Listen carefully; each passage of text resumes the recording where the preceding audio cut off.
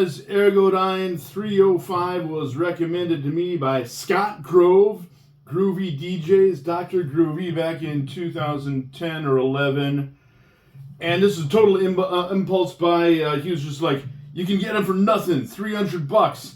And he was right. I found one here in Hamburg, Germany, for 300 euro bucks, which was still sort of real money back then, but not really. This thing is amazing for that kind of money. I haven't really used it yet. I got to find a project where I play bass. So let's go through the features. Now, Scott Grove made a video back in 2010 or 11 for this. Look it up. He's got a way more serious presentation of this than I could ever possibly do. And you can hear him, a real expert, rant and rave about this thing. This extremely unorthodox thing made of luthite, artificial, synthetic material with parametric EQs to sweep the mids, Johnny. You just gotta find a place where it sounds good.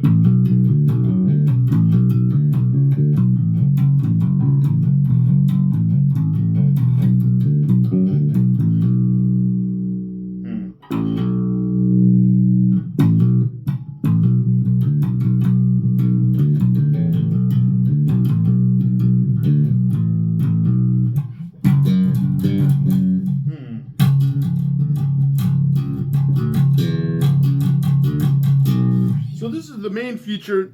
It has two stacked parametric sweep EQs with a little notch so you can get the middle part. And then it's got this synthetic body that made of luthite, so you can have the Tonewood Wars and argue with Scott Grove. Good luck with that one. And it's got a body contour. I think it would be very difficult to make this out of real wood. The machining involved, the milling. Yeah, you could do it, but it's like, and this horn, it would be hard to make out of real wood. And yeah, so for 300 bucks, it's got all kinds of features that you would normally find on a boutique instrument, but this is like suitable for us plebs. Affordable for us plebs. So one of the only reasons I haven't played this more is that I have had a hard time dialing in the right sound. Scott Grove does not have the problem of dialing in the right sound. He always sounds awesome. And I love it that he's like a country guitarist, but his bass videos fucking rock. Ooh, wow, that's really snappy. Wow, that's an ice pick sound.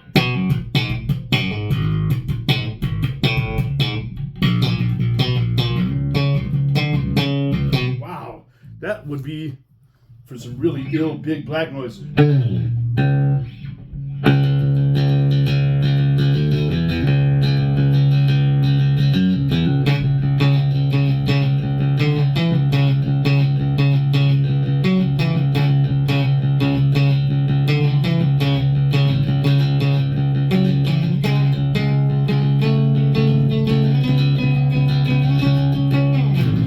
Been so long, forgot what it's like. Let's see. Yeah, you could totally get big black sounds on this. Let's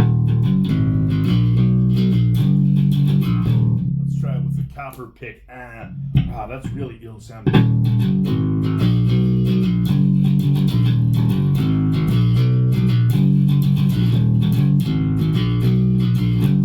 Yeah, so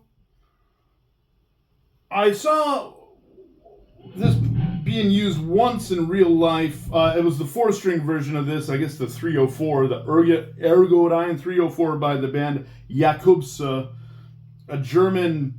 They call themselves power violence. They don't like to be called grindcore, but it's some kind of insane noise rock. And the guy that was using this EQ to dial in the most hellacious abrasive sound. I'll try to get it, but it was like an ice pick and a half. See, I'm such a klutz. I don't know how this stuff works.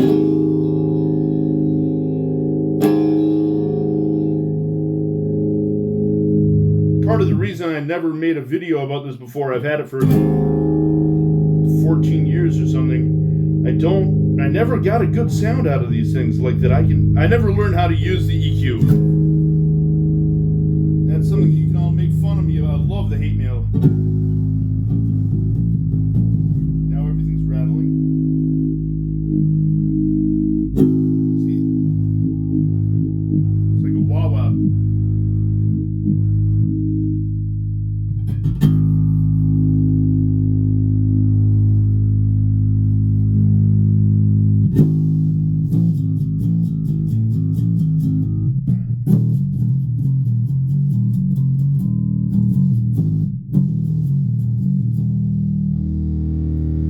Now I got the bass amp set on all fives.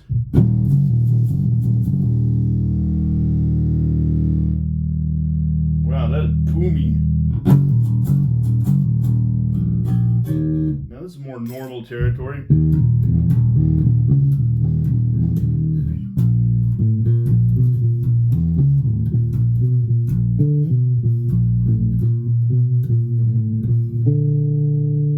See what I mean? It's not easy to dial in the right sound, and that's frankly my problem with a lot of 4-knob. You know, I just like a switch and a tone knob. I'm too much of a klutz to handle anything more. You can make fun of me. Why am I making a demo of something I don't know how to use? Well, why not? Nobody watches this stuff anyway. I kind of like that.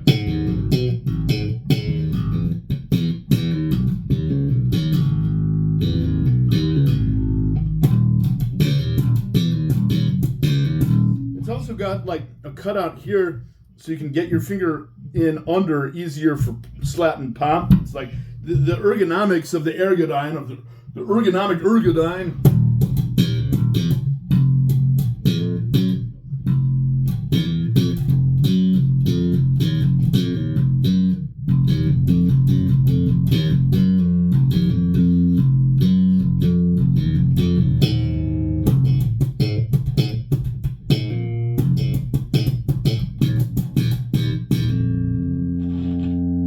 Bridge pickup only.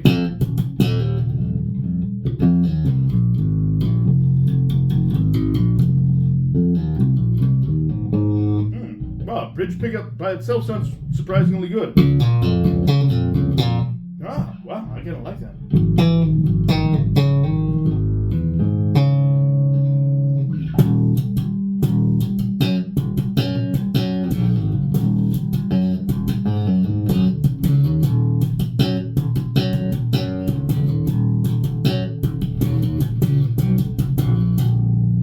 Okay, B string.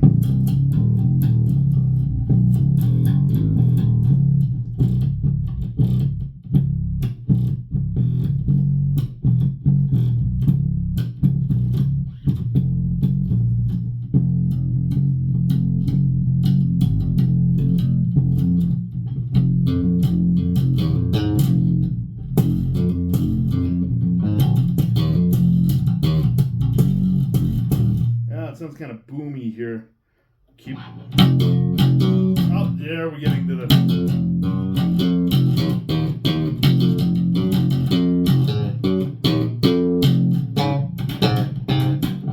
I wonder if.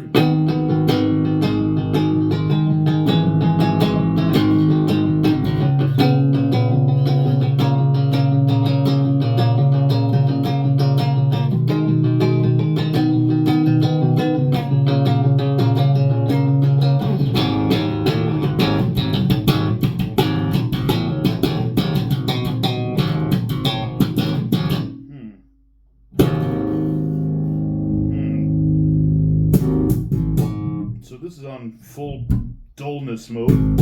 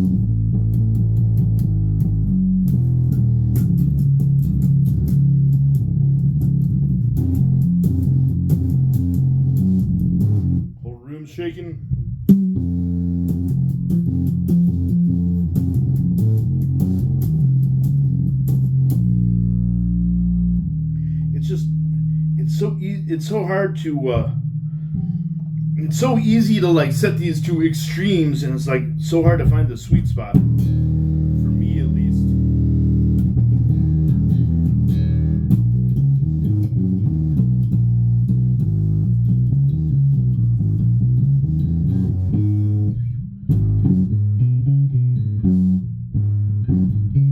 And everything's rattling.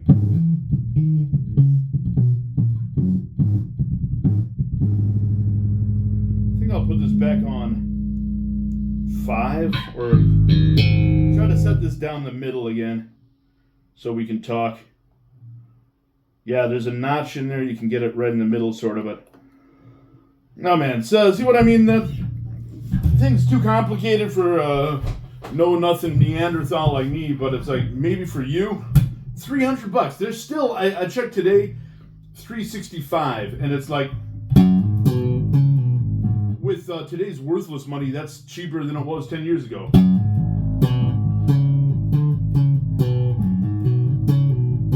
So this is another example of like a low-end, high-end instrument. And here's the thing, it's not that...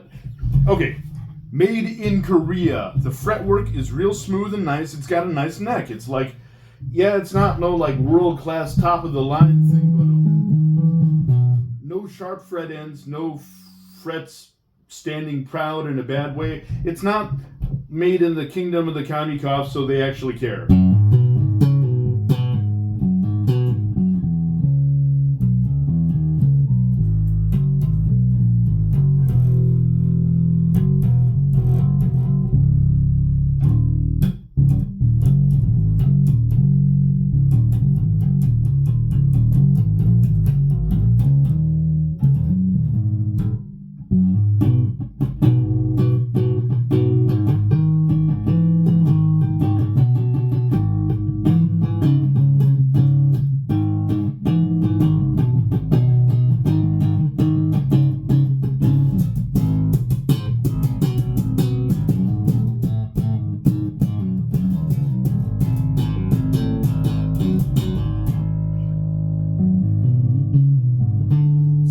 Talk about Scott Grove real quick. He inspired me so much, and it's like, yeah, for a guy we have nothing in common for music. He's a country chicken picker, you know, like no pick. He's doing a lot of popping on guitar.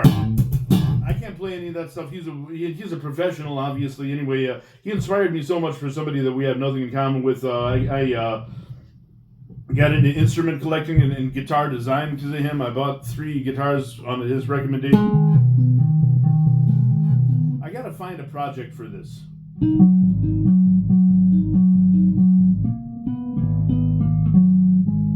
So Scott, if you're watching, I hope you didn't hate my music, my noodling so much.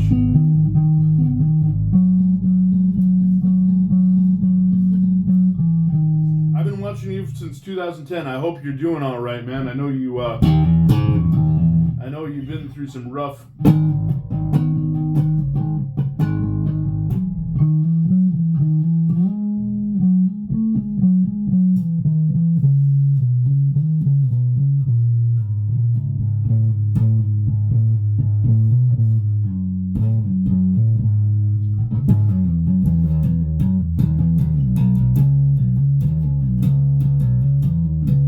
Scott, if you're watching, how do you feel about power slop and starving artists playing alternative, underground, avant-garde, whatever, stuff that you're never going to make any money off of, in your whole damn fucking life as a person who has only played music professionally your whole life? Didn't you say you were like playing professional gigs when you were like 17 or something?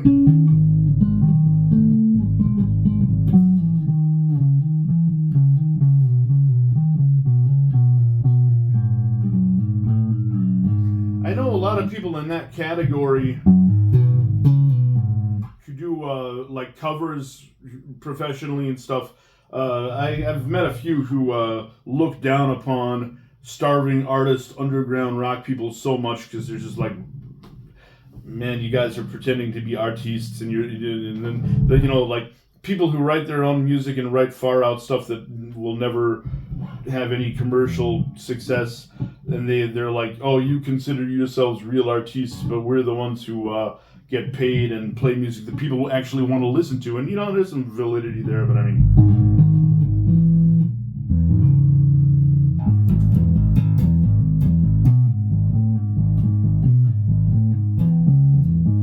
anyway, a lot of the sounds that Scott Groves was talking about getting like clean, getting real nice, bright, clean guitar sounds is really applicable to a lot of Sonic Youth oriented music, and also like Talking Heads, some of my favorite bands.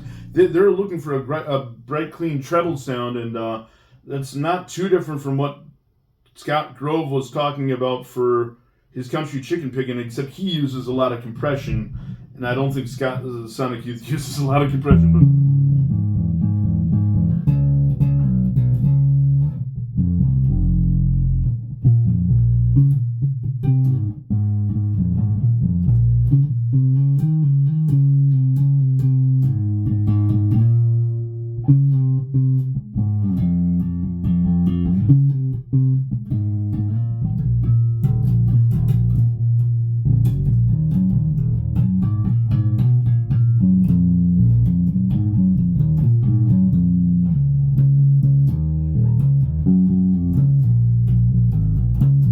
so yeah, it's one of the oddest, it's one of the most practical, really weird and futuristic instruments I've ever actually had to deal with. You know, of course it's got active electronics because you can boost everything, and I'm sure some of you real guys, if any of you real guys actually made it this far into the video, you could probably benefit from this stuff. Oh man, it's an EDC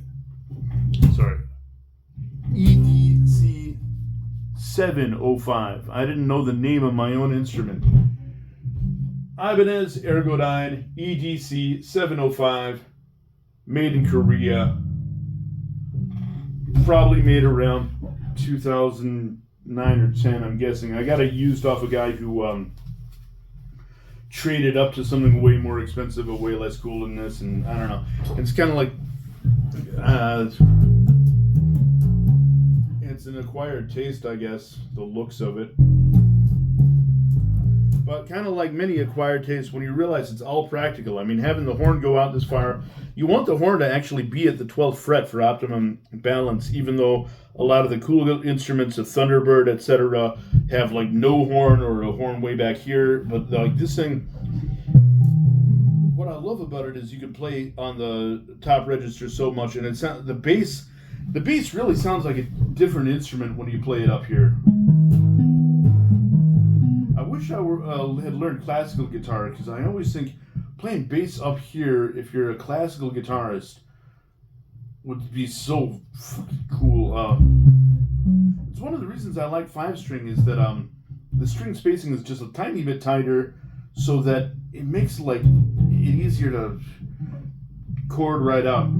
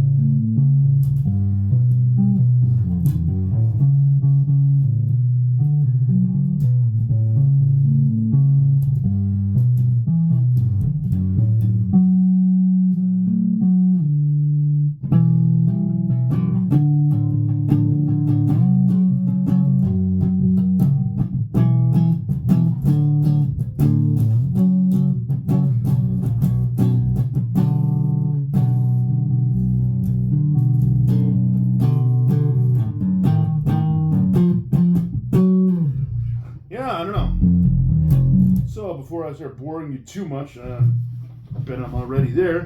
I probably already succeeded. Getting 99% of the people to tune out.